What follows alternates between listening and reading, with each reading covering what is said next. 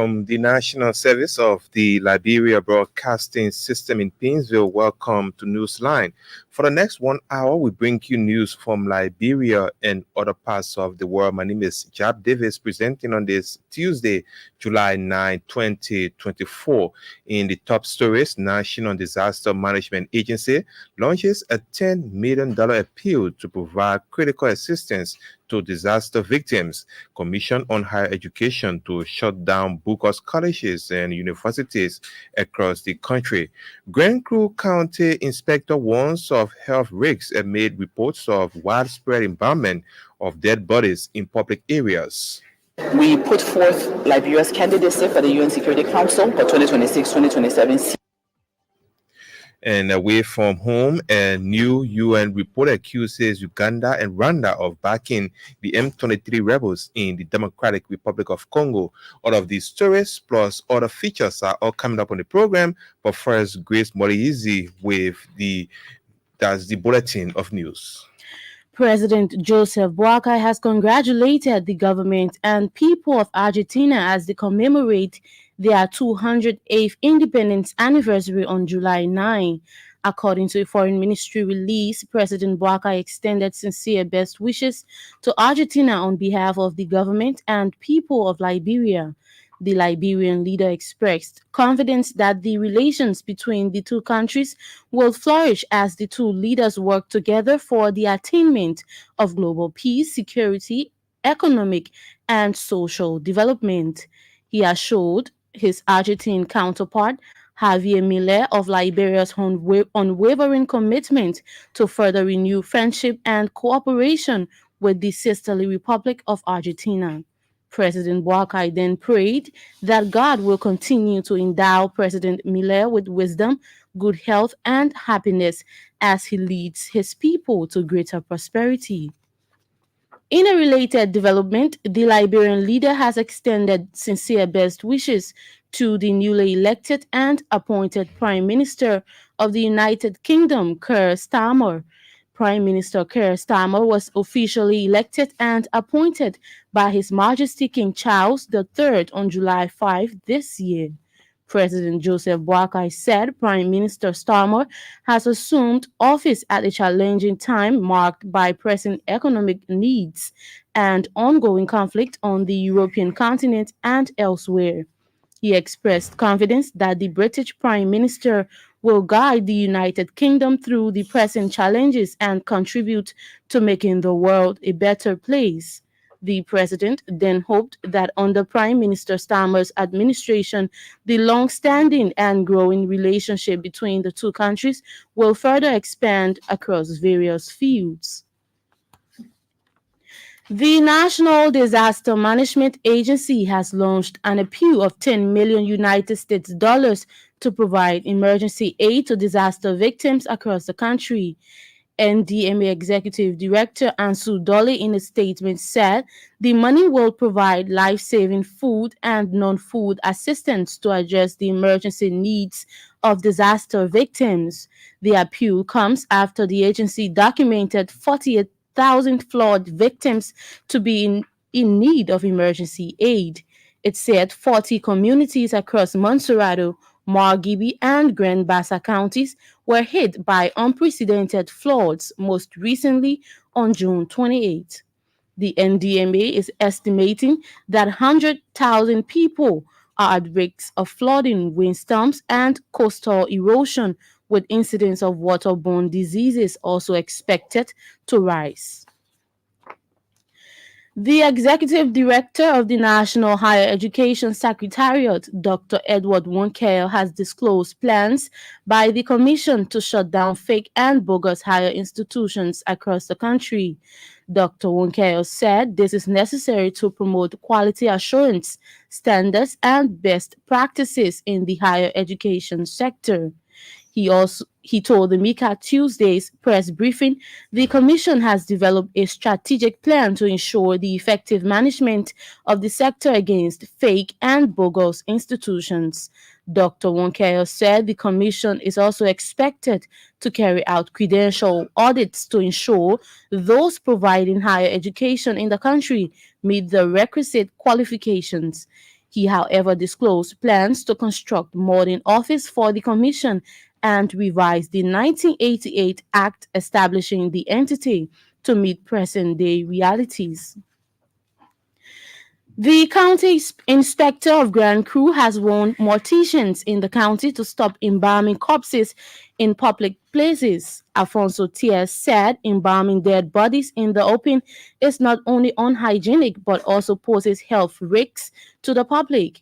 Mr. Tier wants morticians invest in their own funeral homes that will meet the necessary sanitary standards.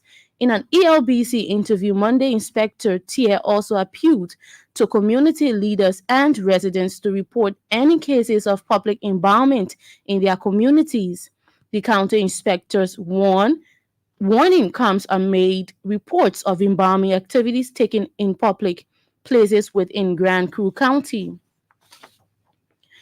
The Liberia Drug Enforcement Agency has begun a crackdown on major drug hotspots in Maryland County. The move is targeting the major cities of Plebo and Harper and surrounding areas. LDA Maryland County Commander Moses Barr said the operation is intended to curb the scourge of drug trafficking and abuse in the county. Commander Barr told ELBC the ongoing operation is part of an ambitious 100-day plan to break down ghettos often used by drug traffickers and abusers. He assured the LDA readiness to continue dismantling drug hubs across Maryland County. The Liberian government has launched its bid for a non-permanent seat at the United Nations Security Council for the 2026-2027 period. The government has promised to use the position to champion the causes of post-war developing states in addressing pressing issues such as migration, terrorism, conflict, and climate change. Foreign Minister Sarah Besloyanti made the disclosure Monday upon the return of the Liberian delegation from the recent ECOWAS summit in Abuja. We put forth Liberia's candidacy for the UN Security Council, and Guinea-Bissau had also put forward their candidacy. And I'm happy to inform you that Guinea-Bissau, as a brother to Liberia, decided to step aside to allow Liberia go so that we would not fight. Madam Yanti expressed Liberia's commitment to being a beacon of change and peace in Africa and said the position will further amplify the country's quest to achieve such feat. She said government is lobbying the unhindered support of ECOWAS member states and other regional blocs in ensuring Liberia's position is more viable. Government has announced the arrival of the second batch of earth-moving equipment in the country.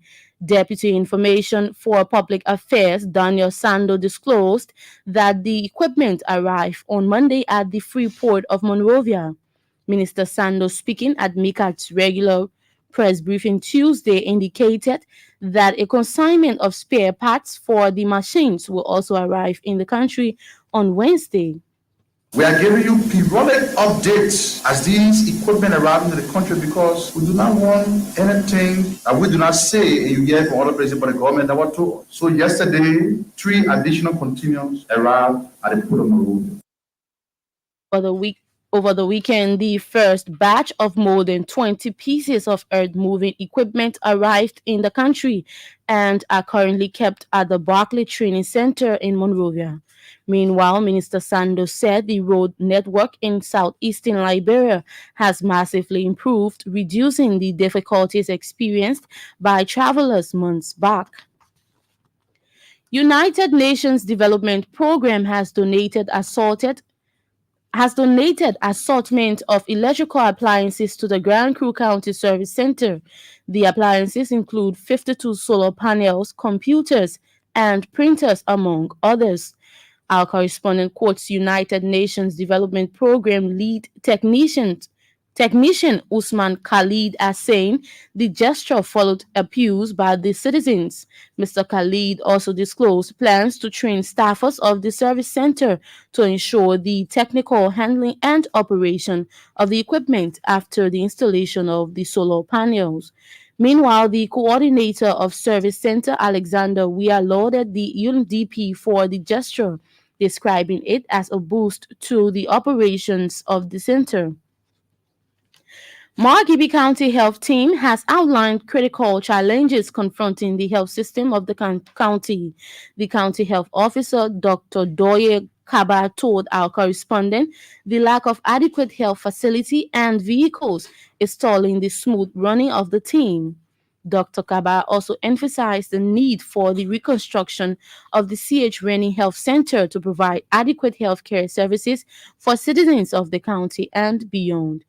In another development, the newly appointed Margibi County Police Commander has assured citizens of upholding transparency and the rule of law. Commander Patrick Komosi also vowed to promote police-community relationship under his stewardship. Zozo Magisterial Court has sentenced 3 persons to 5 years each in jail for drug possession. The convicts are David Small, Mobile Fraud, and Elijah Kuhn. According to our correspondent, the court announced the sentences following a guilty verdict against them. Meanwhile, residents of Zozo have described the conviction and subsequent sentencing of the drug convicts as welcoming. And farmers in Totota, Lower Bone County, are poised to benefit from the construction of a modern warehouse in the area. The warehouse, when completed, is expected to enhance the storage of agricultural products. Our correspondent said the project is in continuation of an agricultural program to empower war-affected youth in Bong and Lofa counties. The program is being jointly sponsored by the Food and Agriculture Organization, International Labour Organization, and World Food Program, with Totota Modern Cooperative serving as implementing partner. Grace Moriezi with the news bulletin. You're listening to Newsline on ELBC Radio. My name is Chab Davis, presenting on this Tuesday, July 9, 2024. One of the top stories: Grand Crew County Inspector warns of health risks amid reports of widespread impoundment of dead bodies in public